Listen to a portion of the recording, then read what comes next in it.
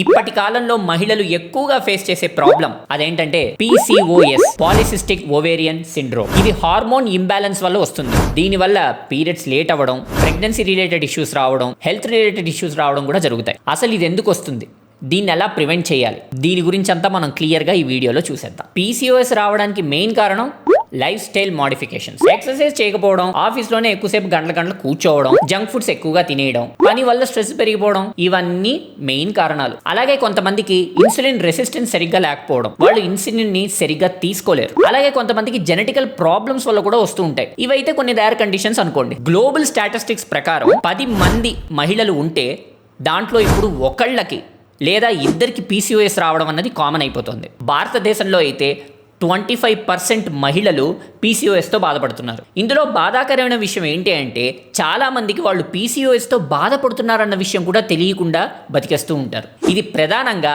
15 ఏళ్ల నుంచి 35 ఏళ్ల లోపు ఉండే వాళ్ళకే ఎక్కువగా వస్తూ ఉంటుంది.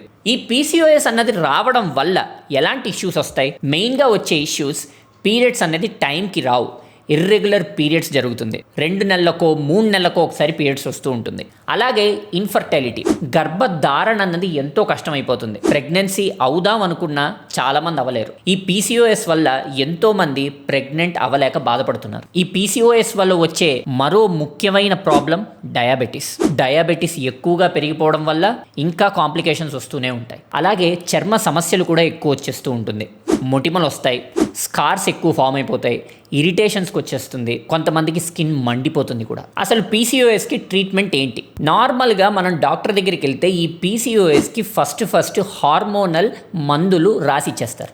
అసలు దానికి బదులుగా మనమే మెడిటేషన్, ఎక్సర్సైజ్, మంచి ఫుడ్ తీసుకుంటే దీన్ని ఈజీగా తరిమి కొట్టేయచ్చు. కానీ మనమే చేయట్లేదు. మంచి ఫుడ్ అంటే ఏంటి?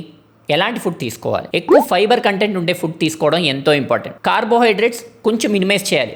అస్సలు తీసుకోకూడదని కాదు, కార్బోహైడ్రేట్స్ కూడా మన బాడీకి కావాలి, అది గుర్తుపెట్టుకోండి. అలాగే ఎక్కువగా కూరగాయలు ఉండేటట్టు చూసుకోవాలి. శరీరాన్ని యాక్టివ్గా ఉంచుకోవడం ఎంతో ఇంపార్టెంట్. ఇప్పుడు ఎక్కువ మంది మహిళలు డెస్క్ జాబ్ చేస్తూ ఉంటారు కాబట్టి వాళ్ళు ఖచ్చితంగా 1 అవర్కి ఒకసారి బ్రేక్ తీసుకుని చిన్న రొటేషన్స్ ఎక్సర్సైజ్ చేయడం ఇంపార్టెంట్. దాన్ని ఫ్రీ ఎక్సర్సైజ్ అని కూడా అంటూ ఉంటారు. Neck rotations, shoulder rotations, neck stretchings, shoulder stretchings, అలాగే నీ స్ట్రెచ్చింగ్స్, ఇవన్నీ ఎంతెంతో ఇంపార్టెంట్. అవి చేస్తేనే మన బ్లడ్ సర్క్యులేషన్ కూడా కరెక్ట్గా జరుగుతుంది. ఫ్యాట్ డిపాజిషన్స్ కూడా అబ్రప్ట్గా ఉండదు. రోజుకి అట్లీస్ట్ సైంటిఫికల్గా 7,000 to 10,000 స్టెప్స్ నడవాలి. అలాగే పాజిటివ్ మైండ్ సెట్ కూడా ఎంతో ఇంపార్టెంట్. మీరు మెల్లిగా చేంజెస్ చేస్తూ ఉంటే ఆటోమేటిక్గా మీ మైండ్ కూడా మారిపోతుంది. ఫస్ట్ కొన్ని రోజులు చేంజ్ చేసుకోవడం కష్టంగానే ఉంటుంది, మూడ్ స్వింగ్స్ ఎక్కువగానే ఉంటుంది.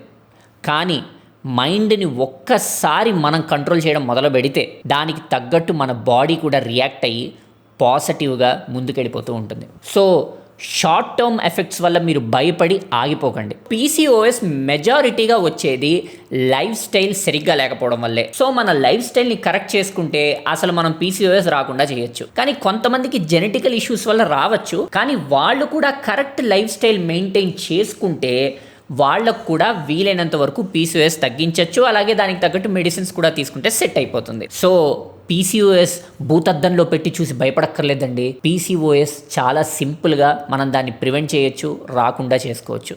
సో అన్నీ మన చేతుల్లోనే ఉంది. హెల్తీగా ఉండండి, హ్యాపీగా ఉండండి. హెల్త్ ముఖ్యం బిగిలు.